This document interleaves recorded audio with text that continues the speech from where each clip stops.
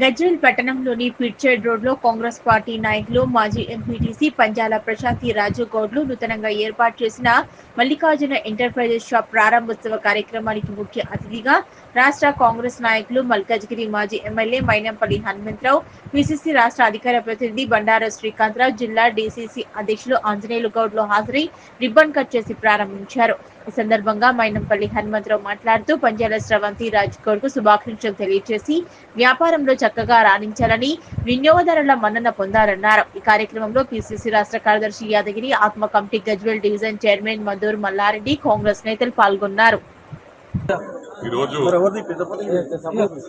గజ్వేల్లో Mallikarjuna enterprises ప్రారంభం చేయడం జరిగింది.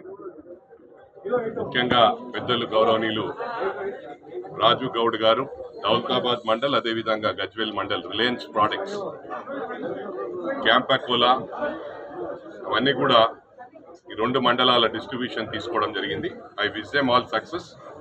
ఈ 2 మండలాలే కాదు, ఫ్యూచర్లో సిద్దిపేట జిల్లా, మరి అదేవిధంగా మెదక్ జిల్లా కూడా విదిన్ నో టైం కవర్ చేస్తారని ఆశిస్తా ఉన్నాను. Wish them good luck, wish you all success, all the best.